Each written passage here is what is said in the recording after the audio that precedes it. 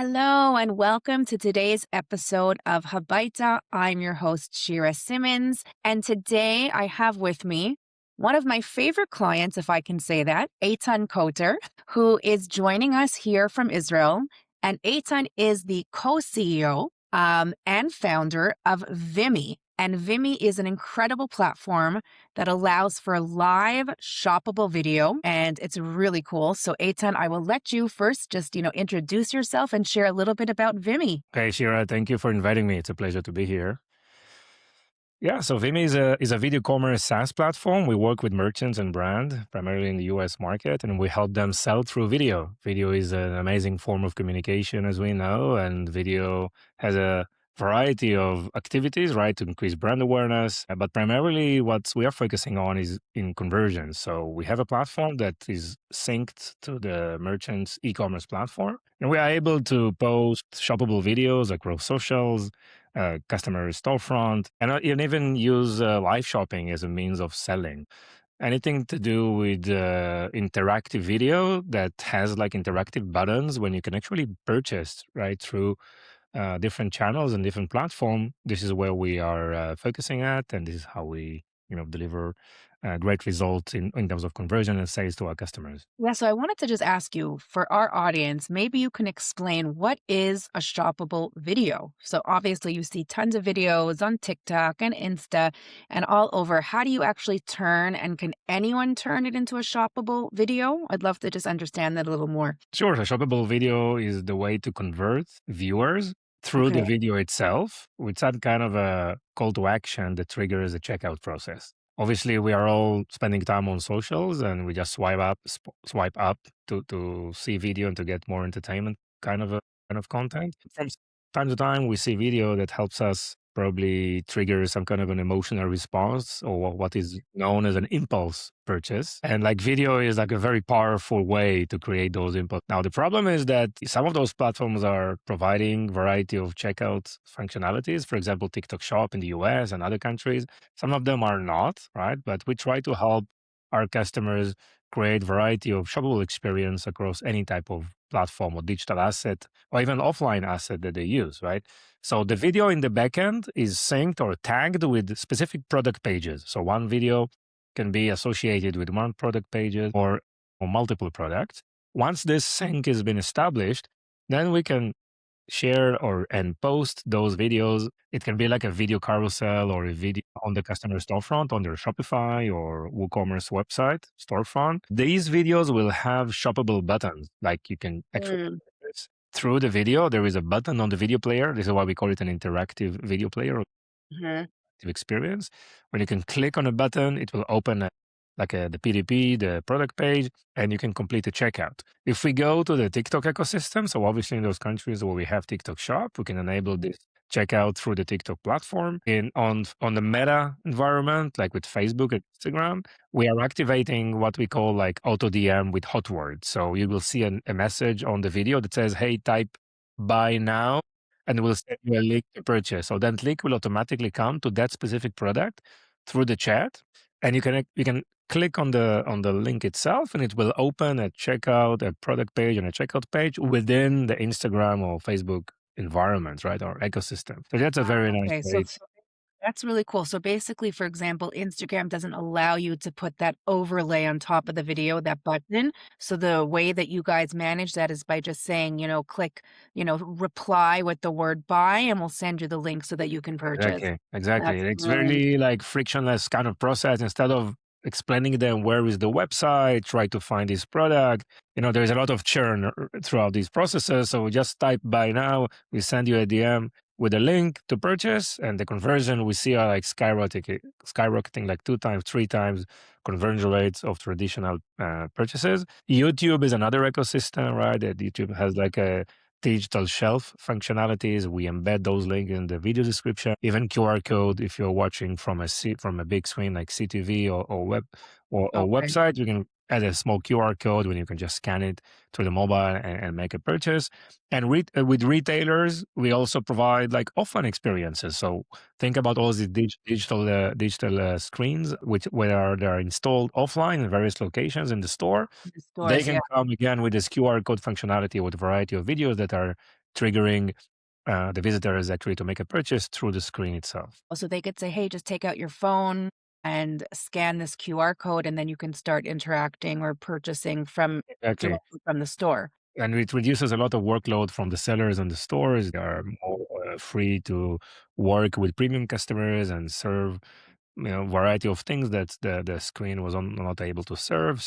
Yeah, that's the idea. Just to use omni-channel strategies and multi-screens, enable those let's say shoppable optionalities and functionalities from within the video, and it works for pre-recorded video. Usually, these are like short form videos, 30 seconds to 6 seconds videos that are just very, very authentic, really not high production value, just delivering the value of the products, and are usually being produced by professional influencers or creators or even like sellers within this overall creator economy, right? So TikTok Shop in the US, obviously, and in some other countries created this new segment of sellers who are able to sell through short form video, right? Using the right hook, Mhm. right storytelling, and Absolutely. convert users. And some of those sellers are already selling like seven figures, right? And they're making Yeah. substantial margin out of it. So this is what they do. This is their day-to-day job, right? Yeah, So there's so many influencers that are out there, promoting products. yeah. And this is really great for an influencer, right? You can join an affiliate,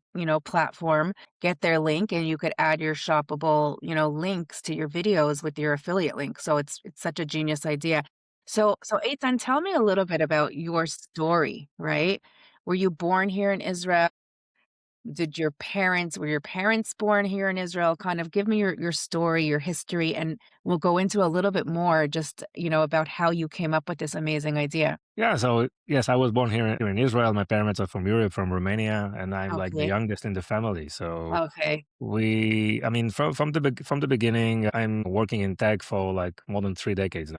I've started, working for larger companies in the telecom and internet space, and since then grew to also found variety of startups and launch my own. Also work with, even did a public Nasdaq IPO, right, in 2005. So I've been involved in a variety of large enterprises or startups. Yeah, I came specifically, I love the customer facing kind of thing, right? So I was always, although, I started in engineering and software development, but really it was very, very fast. I moved to pre-sales and I moved to sales and was responsible for a variety of territories like all over the world and grew mainly on the marketing sales side of the business. And this is what I do, for many, many years. It's really amazing to see how the e-commerce space is evolving, how the video space is evolving. And we started when video was analog, right? And just started the transition from analog to digital, if you remember those days. And yeah, a lot of things Yep. have changed, obviously. And yeah, it's a really a great journey. Believe that we need to just continue to learn always, because like when I started, we used to develop a product that could sustain a decade. It was like a physical product, hardware. You put it in a rack in those mobile operators or telco infrastructures, and you knew that yeah, they need you for support, they need you for services, and that product can sustain for at least a decade. Today, when you launch a product, you're lucky if it's can sustain 2 quarters, right? So things are changing so fast. Absolutely. Products could sustain, a decade, and we knew that we can leverage and sell services on top of it. But today, software, as the shelf life is very, very small, Yeah. or it's like maybe quarter or two, and then you need to continue innovation. So the whole mentality moved to more agile kind of engineering, being more flexible, mindset. Don't fall in love in the product too much, but understand what customers are requiring, where their market is going, because definitely today in the age of AI, it's not that difficult to develop products. But I think the challenge is in making sure those products are able to sustain or to support scalability, right, in a very Yes. reliable way. And also once you have a relationship with customers, it's very, very important to talk to them and find other areas where you can contribute. I think in all like the last 2 decades, the focus of the Israeli tech was to be like lean and mean, to be very, very focused, to try to develop something that makes sense, even a small feature, and grow from there, kind of a land and expand kind of mentality, which I think is very powerful in today's era. Because if you're already working with a customer on something, and you want to grow with them, by the way, not just on technology and more feature functionalities, but also in services, right? Hmm. There is a trend now in the market, right, to reduce the level of complexities, reduce the number of SaaS Yep. platform that companies are using, moving to fractional CXO type of activities. And they're looking for providers who can deliver results, not Yeah. software. That's Yeah. a big change. Yeah. And it's a big change that I think we need as founders to understand. Yes, Yes. software is important. By the way, software not in the sense that you tell it what to do and it will create some output, but software that does things for you, even if you don't know that you need it.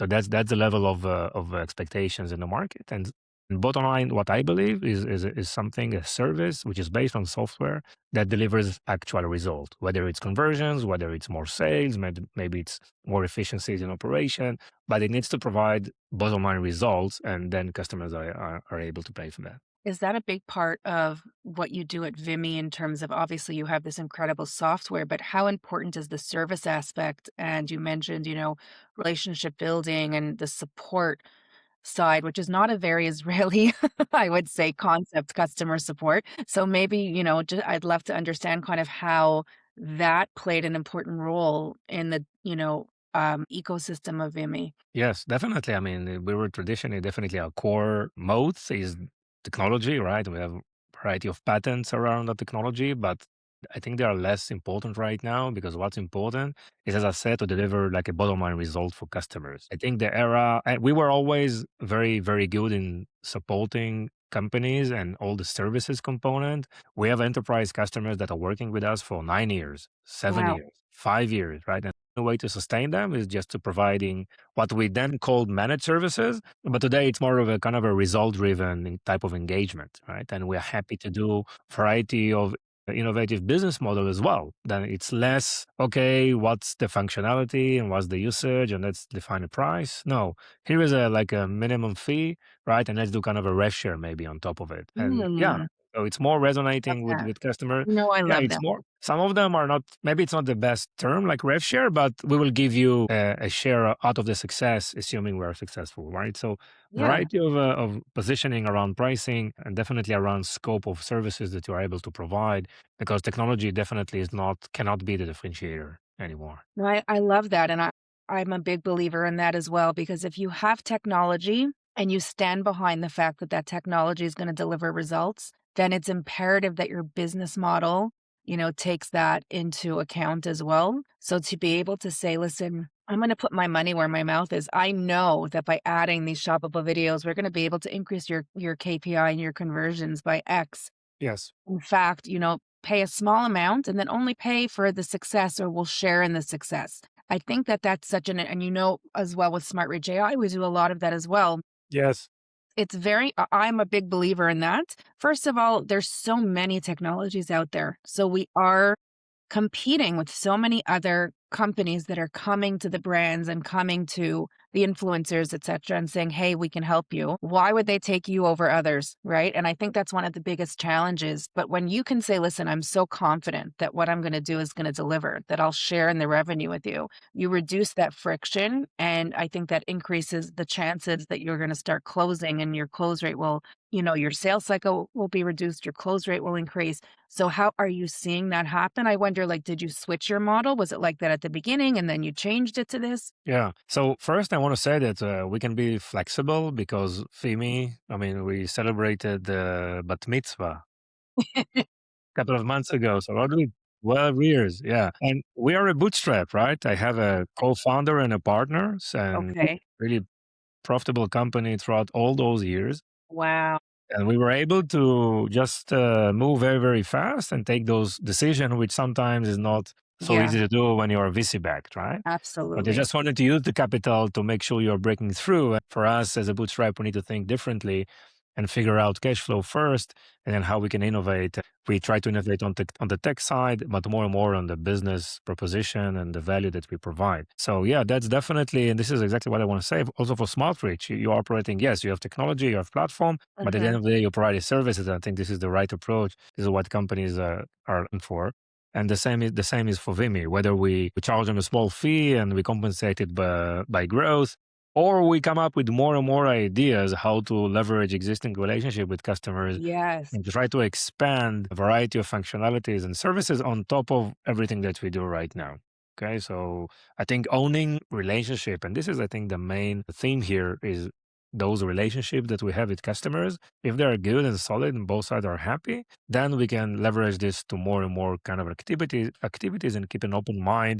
Definitely not to go into some kind of a defocus and distract the focus of the company, let's say our North Star and what we want to achieve. But if it's in the scope of services and technologies that we are focusing on, then yes, it's perfectly fine. And then show that we can bring more innovation and more ideas to customers, helping them as kind of an extension of their team. This is what we hear also always from customers. Hey, it sounds like you are a member of my team, right? That, yes, this is exactly what we want to. That's our mentality. This is exactly what we want to be positioned as. Yeah, and I think especially like you said, I mean, I'm also hearing this a lot.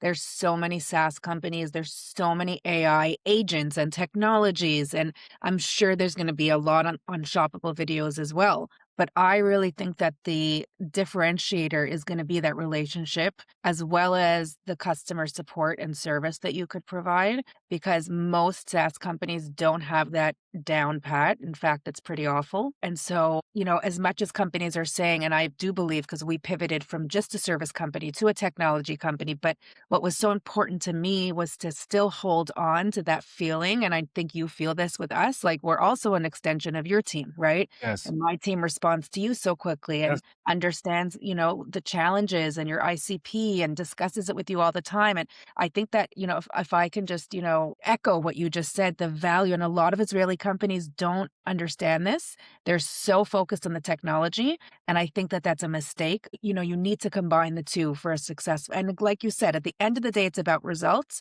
But if they were to choose between two companies that had the technology that were giving you results, and one you had a relationship with and gave the best support to, and one they had nobody to talk to, they would choose you. Yes, and another important thing is to be very, very active in this type of engagement, like you and your team are doing. You're reaching out. You said, "Hey, let's talk. Let's do a weekly call.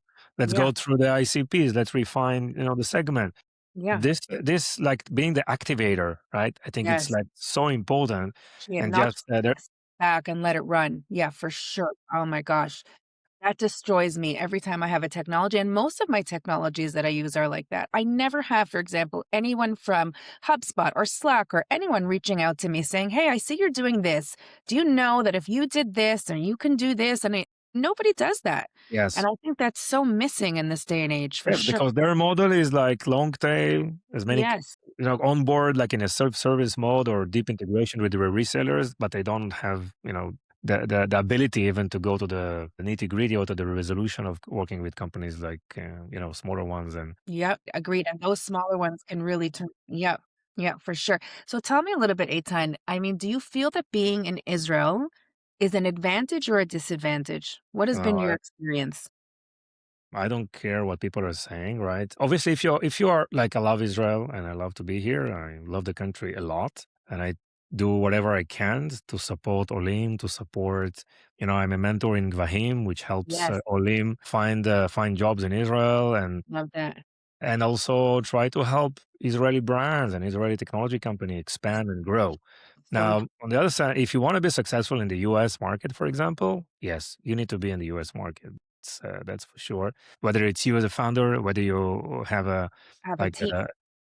a company there or someone who is leading those activities, it cannot be done from remote in a serious and meaningful way. So it's important to Interesting. know. And specifically for the US market, right? For the other markets, yes, it can work on partnerships, travel, but I think US are expecting different level of attention, different level of relationship building, right, with like key stakeholders in the company. Yeah, that they might do business with you, but if you want to learn what to do next, it's not about sales. It's also about product management and roadmap and innovation and decision making, right?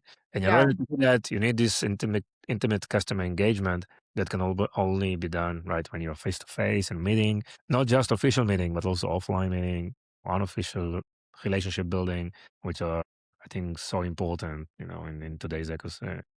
yeah, it's interesting you say that because I actually find that for Olim, this could be a huge advantage. First of all, Yeah. it's relationship building, but it's also about the culture, right? So for especially Olim coming from the US, the UK, that really understands the culture of those countries and can work on the time zones of those countries, right? Yeah. And can fly back for meetings here and there. I definitely feel like you could do it from here. And I've been doing that. So I've been doing it for the last 10 years. And many of our clients are in the US and Canada and Europe. And we've been able to maintain that because we understand the culture really well. We speak the language really well. And we're working their time zones, right? Yes. So, I hear you. It used to be like I used to be a media buyer way back when. And it used to be that you had to like be wined and dined. I mean, I was the buyer, so they were Yeah. wining and dining me. They were taking me to, basketball games and sending me. I remember I got the first digital camera that came out from Wow. one of the websites that I would buy media from. Yeah, it was a fun job, let me Right. tell you. Yeah. And I feel like that's evolved now. There's so many things that you can do, like lunch and learns on Zoom, webinar, roundtables. I don't know. I just feel like that world, especially since Corona, has really opened up to be able to do it remotely. And Hmm. definitely, I'm not saying that I'm discounting FaceTime whatsoever, but if you can fly back, take your client out for a dinner, which I do all the time, that's enough, especially if Yes. you speak their language and culture. Yes, but you have customers all over the place, and I know you work with also international companies, but also local companies here in Israel. But if you are as a company, let's say a tech company, right, the local market is not interesting, right? So you have U.S. investors probably, and you're looking for the U.S. market, and it's not realistic just to manage everything from there with No, travel. absolutely. You can definitely have an arm and you can have a team there. Yes. Absolutely. But you can also, what I've learned is you can manage the team from here, right? So Yeah. it's pretty, Yeah. it's unbelievable what we can do in this day and age. So do you have a presence in the US now? Yes, we have a presence in the US. I can tell you Oh, that I closed 8 figures deal on Zoom, right? wow. Never met the customer. It was like a 3, 4 months journey with meetings, but they were only online meetings, right? So I Wow. know it's possible, right? Yeah. But Yeah. what the corona I think helped a lot is those buyers, they learned that they can qualify and check and sellers from remote, right? Through an Yeah. online meeting, right? It Yeah. wasn't like the business practice Yes. whatsoever, right? Now they're getting a little more comfortable with it. I mean, But more educated. Yeah. And by the way, they have a lot of tools to make decisions before they even meet, with anyone, right? So absolutely. I mean, that's what's incredible now, you yeah. really can do a lot of vetting from here, so absolutely. So, Eitan, I just wanted to wrap up now and just, is there anything else that you feel would help our audience, our listeners to just understand about Vimmi, about your journey that you would like to share with us? Yes, I mean, I really try, right? I do every morning. I really try to think, what I'm not doing today, right? Because we're all so busy with millions of things. So, Yeah. and we're just grinding every day. So it's important to find time, right? To think and like doing this kind of a daydreaming, right? Where Mm, ideas and thoughts and innovation occurs. So but do it as a practice, right? So absolutely. I don't think, I mean, like, I'm not talking about just meditating right now because a lot of people are not into it, but at least stop. And again, I'm not speaking about going to the gym or just working very hard in the gym. Or this is also creates extended stress, right? So trying to find a way for you to just be with yourself and try to think. Yeah, we all work hard, but I try to work hard on the important things, right? And that's I think an important distinction. What do you do? And if you're a leader out there, okay, what do you delegate and what do you do on your own? Yes. We encourage all of us to allocate time, even in the calendar, to some thinking time with yourself. That's probably one of the greatest, things I've learned on myself. That I said, okay, what's really happening here? And since I stopped, by the way, I stopped because of like burnout and difficulties, right? That really is things that's affected my well-being and health and all. And I had to recover on my own, right? So I went to practice like Chinese medicine and Tai Chi Mm, and Qigong and like brain science. So I studied like a lot of things that helped me heal myself on one sense, but also gave me the tools to think with myself on what I need to spend time on, what's the priority right now, right? Let's say for the short term, mid term, long term, but also what I'm not doing today, which is kind of an interesting exercise to try and do. And then it's just make you improve your decision making process and just helping you Absolutely. work on those important things that really makes a difference. I think that what you said is just probably, the most important thing of this podcast is mindset health, right? And I'm a big, big believer in that. I spend a lot of my time focusing on mindset. I actually have an amazing expert coming to the podcast, I believe next week, Hmm. that I believe should be working with CEOs on the concept of mindset because we are athletes in a way, right? I just actually had another podcast where I interviewed a former long jump champion of Israel. Wow. She said to me that, being an athlete has trained her so much in terms of how to be a CEO and an entrepreneur. For And you sure. have to have many, many bad things, deals that fall through, money that you thought was going to come in that didn't come in. And you have to be able to know that that doesn't necessarily mean that that's the reality of your future, that that's what you Yes. see now and be able to change your mindset. And I work on that on a daily basis. I wake up in the morning and I focus on that, on my gratitude of abundance and what I have now and not what I'm not Amazing. having and attracting what I want more of. And it's a daily practice. It's not necessarily meditation, but it's Yes. a daily practice that I really It's like believe in. affirmations Yes. and, even Yes. writing things is very, For very sure, I powerful. write down all these wins that Yes. come in, that's one of the tips that I have is I write down every win that comes in, and when I'm feeling down, I read it, and I always say to my kids, "I wish this was taught in school." This is one Yeah. thing I feel that was never taught in school, which is, if you feel like you're bad at math and you think that you're bad at math, you're gonna be bad at math, Exactly. right? You're gonna find all the evidence that you are bad at math, and that's actually something specifically that I grew up with, thinking I was terrible at math. And then I went to university and I majored in MIS and I took finance and accounting and I excelled. And I was like, wait a second, I'm not bad at math? But it took Yeah. many, It was a many surprise, years, right? right? Because I was constantly looking for the evidence that I was bad at math because that's what my mind was telling me. So I Yes.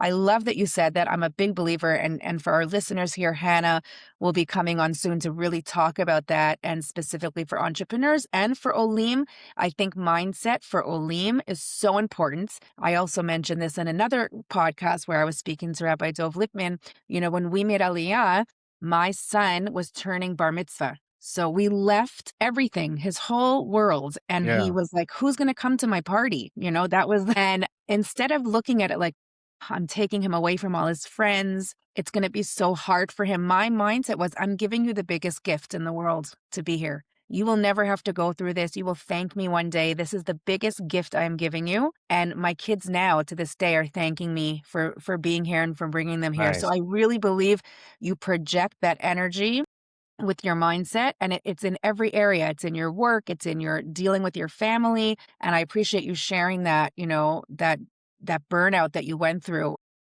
I can definitely have a whole podcast with you just about that and my burnout as well, because I've been there and definitely something that I'm working on a daily basis. So thank you so much, Eitan. It was so wonderful. And for those who are interested in shoppable videos, and it could really be for any brand that wants to add shoppable video, head to vimmi.io. Is that the website? Vimmi.io. We also have Yes. my LinkedIn, right? Absolutely, and I will post when I post this podcast, I'm gonna, post your LinkedIn and post your website, and go ahead, you can get started very quickly, right? Maybe you can just talk a little bit about, for a minute, how they can get started if they're interested in Yeah, just testing. open an account. It's a self-service platform. You can connect your social, connect your e-commerce, and it's ready to go. Okay, perfect. Eitan, thank you so much. Thank you, Shira. It was a pleasure. Okay.